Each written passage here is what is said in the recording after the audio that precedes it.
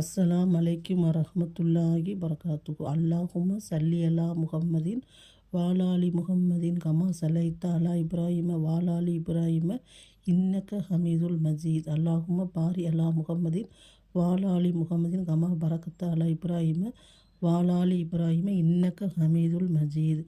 எல்லாரும் எப்படி இருக்கீங்க? அன்பான இஸ்லாமிய சகோதரர்கள் எல்லாரும் எப்படி இருக்கீங்க? எல்லாரும் எல்லா நலம் பெற்று இருப்பதற்கு நான் அல்லாஹ்விடத்தில் அதிகமாக துவா செய்துக்கிறேன்.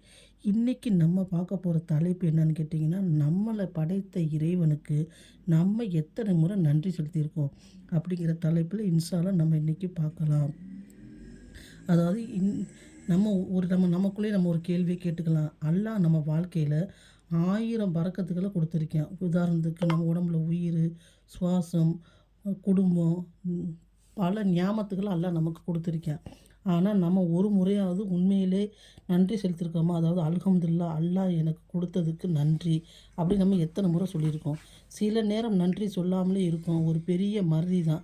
அல்லாஹ் குரானில் சொல்லுகிறான், சூரா இப்ராஹிமில் 14வது அத்தியாயத்தில் 7வது வசனத்தில், நீங்கள் நன்றி கூறினால் நிச்சயம் நான் அதை ஆதரிப்பேன்.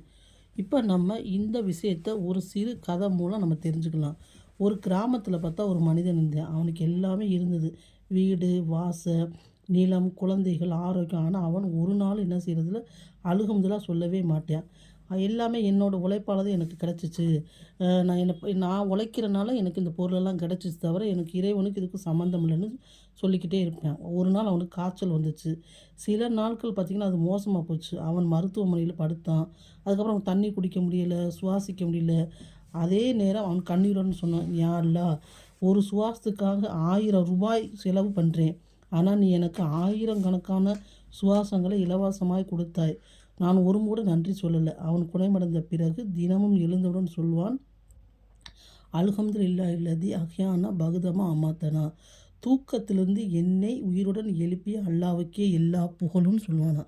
சகோதரர்களே, நம்ம இதயத்தில் இப்படிப்பட்ட நன்றி இருக்கணும். ஏன்னா நம்ம இறைவன் ஒவ்வொரு நாளும் நமக்கு சுவாசம் நியாயமாக ஒரு பரிசாக கொடுக்குறான்.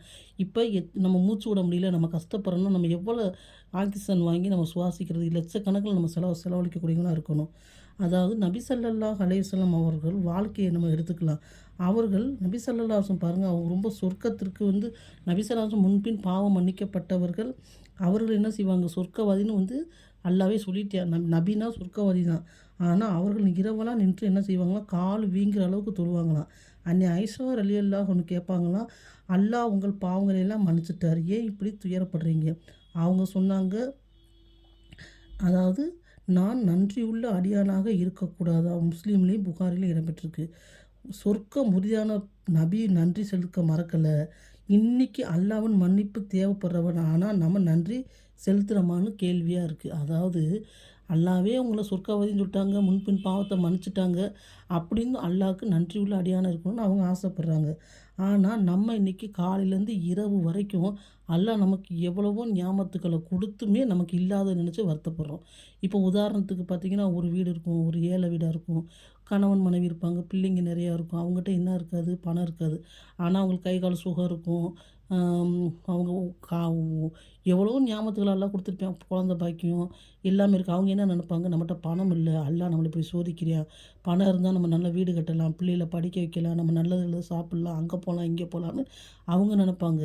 இதுவே பணக்காரங்கிட்ட போய் பார்த்தா அவங்களுக்கு வசதி வாய்ப்பு எல்லாமே இருக்கும், குழந்த பாக்கியம் இருக்காது. அப்படி வசதி அவங்களுக்கு இருந்தாலும் சாப்பிட்றதுக்கு அவங்களால முடியாது. பல நோயால் அவங்க பாதிக்கப்பட்டிருப்பாங்க. உதாரணத்துக்கு நம்ம தலையிலேருந்து பாதம் வரைக்கும் நம்ம எடுத்துக்கிட்டோம்னா நமக்கு அம்புட்டு ஞாபகத்துக்கள் அல்லாஹ் கொடுத்துருக்கேன். நினச்சி பாருங்கள், அவன் கொடுத்த ஞாபகத்துக்களை எதுவும் நம்ம விலை கொடுத்து வாங்க முடியுமா? இன்றைக்கி ஒரு கிட்னி போயிடுச்சுன்னா அந்த கிட்னிக்கு லட்சக்கணக்கில் கொடுத்து வாங்குகிறோம். அல்லாஹ் 1க்கு 2 கிட்னியும் கொடுத்துருக்கான், கண் கொடுத்துருக்கான், எவ்வளவோ ஞாபகத்துக்கள். ஏதாவது மருத்துவமே ஆச்சரியப்படுற அளவுக்கு நிறைய ஞாபகத்துக்களே அல்லாஹ் சுப்ஹானஹு வ தஆலா கொடுத்துருக்கான். ஒரு மூளையை சிந்திக்குது, நம்ம பேசுகிறோம், நடக்கிறோம், எவ்வளோ ஒரு ஞாபகத்து பாருங்கள். அதுக்கு நம்ம அல்லாஹ்வுக்கு நன்றி செலுத்துகிறோமானா குறைவாக தான் இருக்கும். அது மட்டும் இல்லாமல் இல்லாதது நினச்சி நம்ம வாழ்க்கையில் என்ன செய்கிறோம், சைத்தான் நம்மளை வழிகெடுத்துக்கிட்டே இருக்கேன். அவங்களுக்கு அப்படி இருக்குது, இப்படி இருக்குது, நீங்கள் எப்படி இருக்கீங்கன்னு நம்மளை அல்லாஹ் நன்றி செலுத்த விடாதவனாகவே ஆக்குறியா. குரானில் அல்லாஹ் சொல்றியா, அல்லாஹ் சூரா சாஃபாவில் 34வது அத்தியாயத்தில் 13வது வசனமாக, என் அடியார் நன்றியில் மிக குறைவாக இருக்கேன். அதில் சிலர் நம்ம பேர் வரணும்னு சொல்லி என்ன செய்றாங்க, நாக்கால் மட்டும் என்ன செய்றாங்க, நன்றி செலுத்துறாங்க. இதயத்தில அவங்க என்ன செய்றது செலுத்துறதே இல்ல. அதாவது வெளிப்படையா அல்லாஹ் அல்லாஹ்ன்னு சொல்றாங்க தவிர, உள் மனசுலேருந்து அவங்க அல்லாஹ்னே சொல்றதில்ல. அது மட்டும் இல்ல, நம்ம வாழ்க்கையில நம்ம அல்லாஹ்வ அதிக அதிகமா நினைக்கக்கூடியவங்களா இன்ஷா அல்லாஹ் இருக்கணும். மூசா நபி காலத்தில வாழ்ந்த ஹாரூன், அவர் மிகவும் பெரிய செல்வ சீமந்தனா வாழ்ந்த அல்லாஹ் சுப்ஹானஹு வ தஆலா அவங்களுக்கு நிறைய நியாமத் அதாவது நிறைய பரக்கத்துகள, ஓடைகளையும், செல்வ சீதையும் கொடுத்து அவரோட வீட்டில உள்ள செல்வத்த ஒரு ரூம்ல வச்சிருக்கானாம். அந்த ரூமோட சாவிய பலம் வாய்ந்த 8 பேர் என்ன செய்வாங்களாம், தூக்கிட்டு போவாங்களாம். அப்ப அல்லாஹ் சொன்னானா, மூசா நபிய கூப்பிட்டு அவருக்கு நிறைய நியாமத்துகள நம்ம குடுத்துருக்கோம். அதுக்கு அவர் ஜக்காத் குடுக்கணும். நீங்க போய் ஜக்காத்த கேளுங்கன்னு கேட்டதுக்கு, நான் எதுக்கு ஜக்காத்த குடுக்கணும்? நான் என் உள்ளோட உழைப்பாலும், நான் என்னோட திறமையாலும் வந்து என்ன செஞ்சேன்? உழைச்சு நான் சம்பாரிச்சேன். நான் எதுக்கு குடுக்கணும்?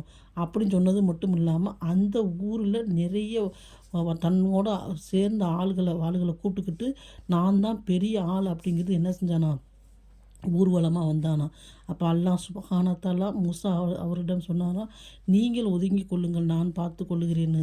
அவனோட சொத்தும், சுகமும் அவன் சம்பாரித்த அனைத்தையும் ஒரு நொடியில் அல்லாஹ் சுப்ஹானஹு வ தஆலா பூமிக்குள்ள போக வச்சானாம்.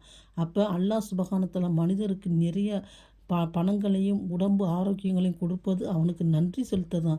எனக்கு வசதியே குடுக்கலையே, அப்புறம் எப்படி நான் ஜக்காத் குடுக்குறது, தர்மம் குடுக்கணும் நம்ம சொல்லக்கூடாது. நம்ம உடம்புல அல்லாஹ்வோட தூதர் சொன்னாங்க, நீங்கள் உங்களோட உடம்புல 365 இணைப்புகள் இருக்குது. அதுக்கு நீங்க தானம், தர்மம், சதக்கா குடுப்பது சிறந்ததுன்னு சொன்னப்ப, சஹாபாக்கள் சொன்னாங்க, அந்த அளவுக்கு என்கிட்ட வசதி இல்லையே யார சொல்லன்னு கேட்டப்ப, சுபஹானல்லாஹ், அல்ஹம்துலில்லாஹ், அல்லாஹ் அக்பர் சொல்லுங்க. அது ஒரு தர்மம்.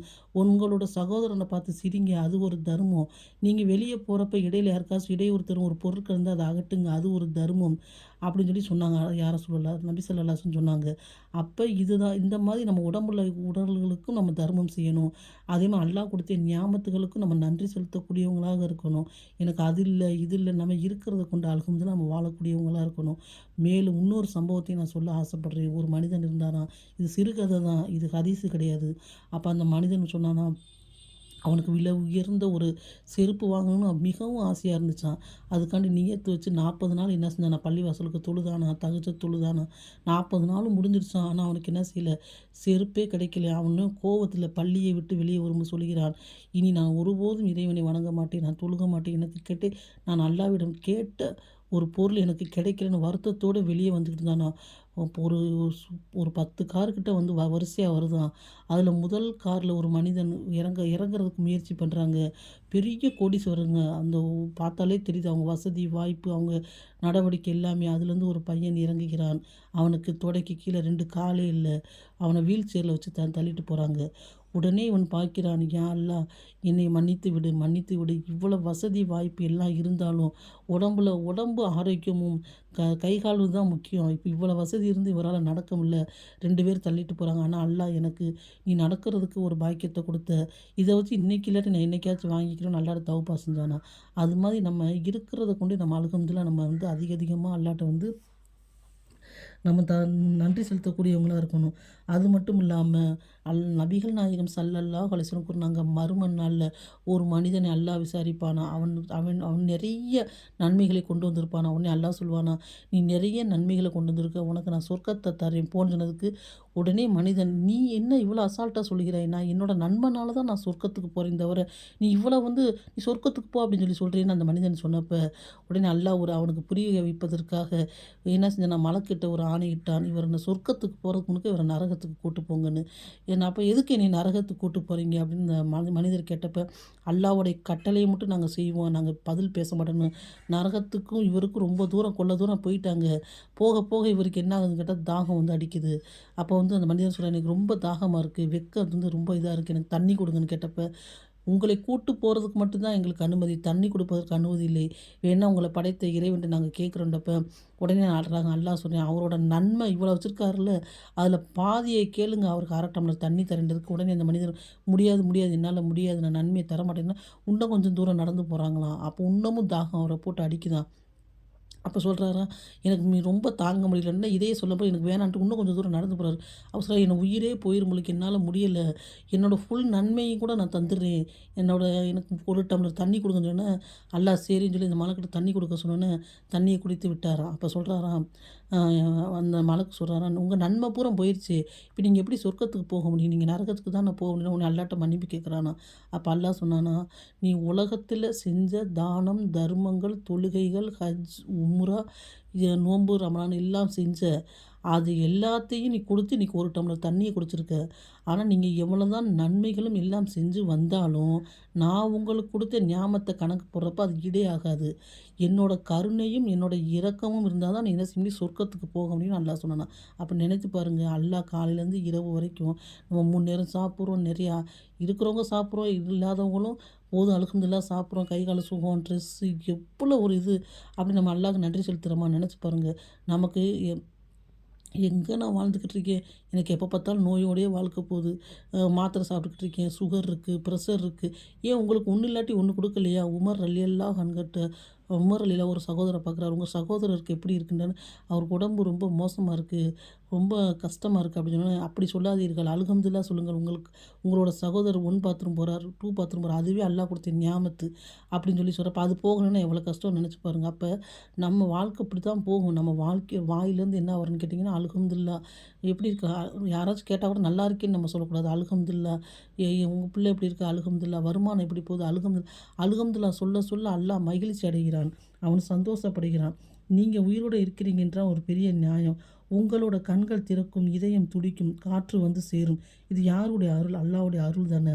அதில ஒரு மாற்றம் சொல்லுங்கள். அல்ஹம்துலில்லாஹ் அலா குல்லி ஹால். எல்லா நிலையும் அல்லாஹ்க்கே நன்றி.